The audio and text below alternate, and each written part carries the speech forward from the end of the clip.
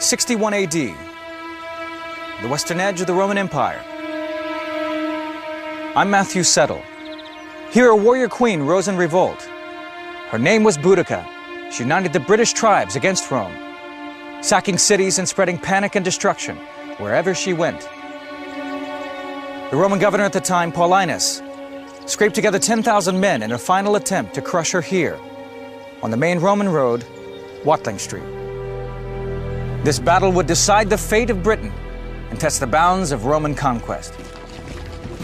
Now, with new video game technology, you're about to see this great battle as never before.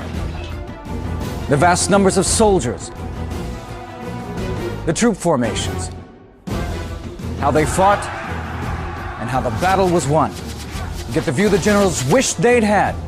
Now, decisive battles.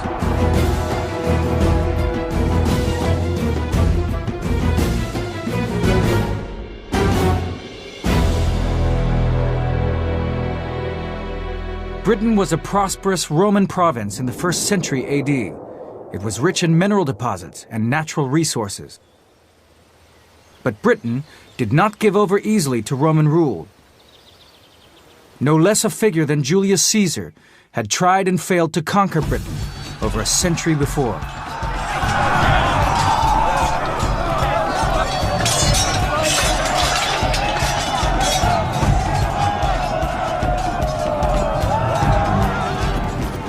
Rome successfully invaded Britain in 43 AD.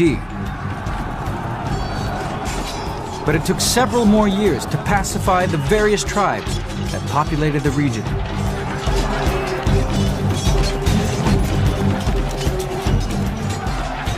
Even though they had been conquered, pockets of fierce resistance remained.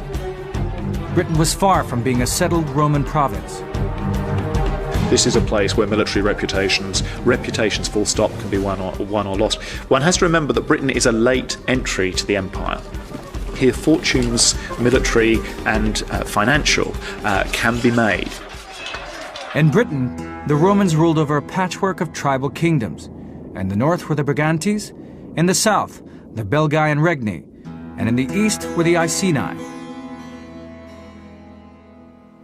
These British tribes lived in villages just like this one, reconstructed in southern England.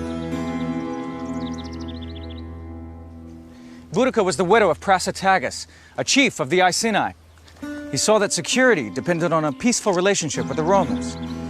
Since Prasutagus didn't have a son when he died, he left his lands to be jointly controlled by his wife Boudica and the Roman Emperor Nero.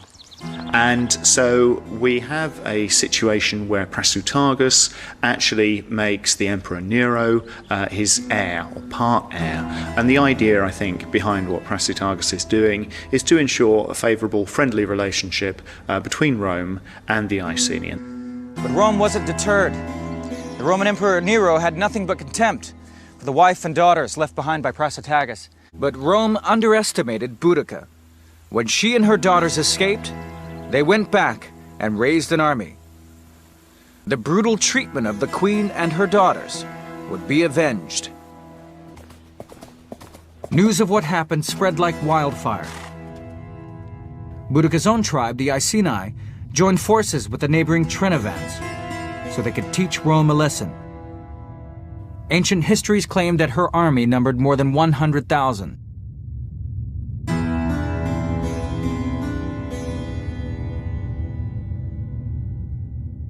And, like most Iceni women, she was not afraid of a fight. I suppose today she has special significance because she was, after all, a woman. Celtic society were rather big on women. Roman society was not like that at all. Roman writers make a lot of the fact that this rebellion is led by a woman. The Romans emphasise this very strongly in their accounts, and they regard Boudica as this very, very strange, sinister figure. Something rather unnatural, really. The Iceni fought with a variety of weapons: spears, swords, and axes. Many smeared woad, a primitive blue dye, over their faces, and sometimes their entire bodies. We know that the Celtic warriors traditionally fought without clothes on at all. I don't think that was necessarily true at this period. I expect they will have had trousers, and you also know they had great big moustaches. And one Roman writer, a man called Diodorus Siculus, says that when the Celtic warriors drank their soup, these moustaches acted as a sort of filter. Boudica now had an army of almost 30,000 men and women. She attacked the town of Camulodunum and utterly destroyed it.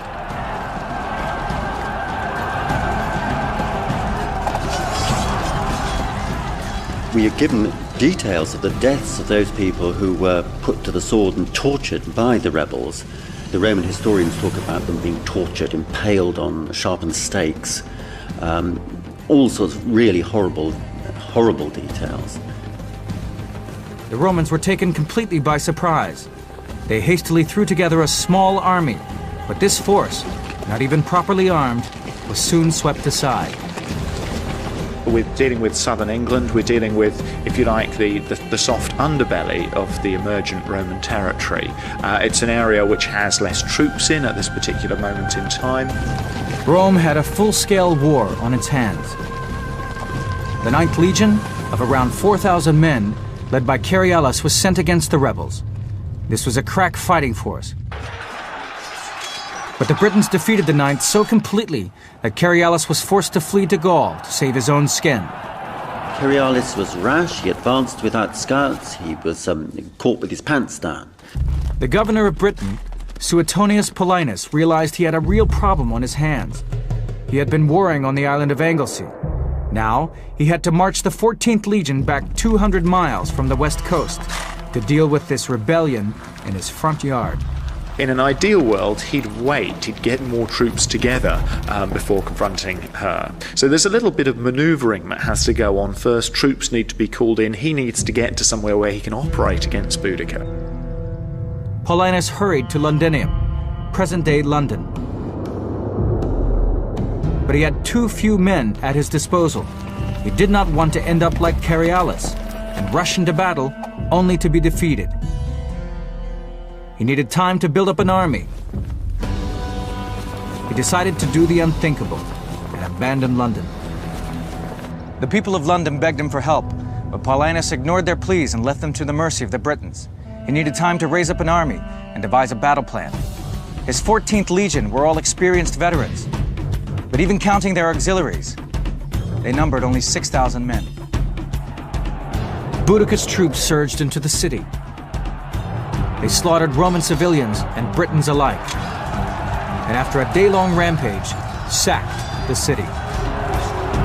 The Boudica rebellion was very serious. It was bad news for Rome. And quite apart from anything else, 80,000 people who were friendly to Rome, and including Romans themselves, were massacred by the rebels right at the beginning of the revolt. So it was really bad news, and there was even a possibility that the Romans might have been thrown out of Britain, and that would have been a disaster for Roman prestige. In one day, Boudica had destroyed the center of Roman influence in Britain. Now the Romans had to stop her, or they would lose Britain altogether. 61 AD. Boudica, Britain's warrior queen, is fighting to end the Roman occupation of Britain. The Roman general Paulinus ordered his army to march east. But while they were still on the move, Boudica sacked Verulamium.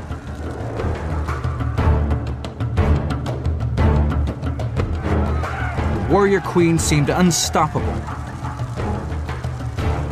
Now she turned north along the main Roman road, Watling Street. Boudica moves pretty swiftly, almost along the lines of Roman communication. The roads that had been an instrument of Roman domination become something that actually helps her accelerate through this young province.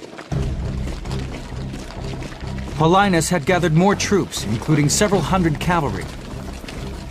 But his 10,000 men were still greatly outnumbered, and they were tired from the long march. Paulinus expected the 2nd Legion to come to his aid, but the general in charge, Postumius, thought this was a suicide mission and refused. It may be that he was just too frightened. He realized that the crunch had come, and he perhaps thought that the Boudica's warriors would totally overwhelm Paulinus, and he wasn't going to be caught in that disaster too. Postumius' fears were well grounded. The Romans faced a force of at least 30,000 Britons. They were well supplied and supported by a huge baggage train. The scene was set for an epic clash as Paulinus marched out his weary veterans to face Boudica's baying horde. The Romans marched along Watling Street to meet them. Watling Street was the major Roman road north through Britain. Road building was a vital part of the Roman occupation. With good straight roads, they could move troops quickly around the country. Paulinus was an experienced commander. He knew he had to fight Boudica's forces on a battlefield that canceled out her greatest strength, her superior numbers. So he decided to fight here, just south of Watling Street, 100 miles north of London. He had one advantage, and one big advantage, and that is he could choose the actual battle site. He knew that he would be totally outnumbered by the rebels, who at this stage are supposed to have numbered something between a quarter and a third of 1,000,000 men. I mean, a huge, huge force. Paulinus wanted to give Boudica little room to maneuver. So he chose a battlefield which had thick woods on either side. This field was broad at one end, but narrow at the other. Paulinus placed his army at the point where the field narrowed. Boudica lined up her troops directly opposite, where the land broadened out. The ground also curved up where it met the woods. This protected the Roman army's flanks. To Boudica and her British warriors, it must have looked like easy pickings. Here were the Romans outnumbered at least 3 to 1, deliberately drawing themselves up in a place that offered no retreat. The Britons could simply press in and hack away till the last legionary fell. The Romans, after all, seem to be on the back foot. They've been hit badly. 3 towns have been pulverized. The 9th Legion mauled in an ambush. Boudica's forces were so confident of victory, they brought along their women and children to watch the action from a huge wagon crescent drawn up behind the battlefield. They were on the up. They had been tremendously successful. This was like, you know, a tremendous event which everybody was supporting. The whole family was there, and to cheer on the victors as they saw it. The Roman historian Tacitus, writing less than 50 years afterwards, put speeches in the mouths of both commanders, hatred seething from their lips. He writes that before the battle, Paulinus told his men, "Despise the savage uproar, the yells and shouts of undisciplined barbarians. In that mixed multitude, the women outnumber the men." Meanwhile, across the battlefield, Boudica rallied her forces. From the pride and arrogance of the Romans, nothing is sacred. All are subject to violation. The old endure the scourge,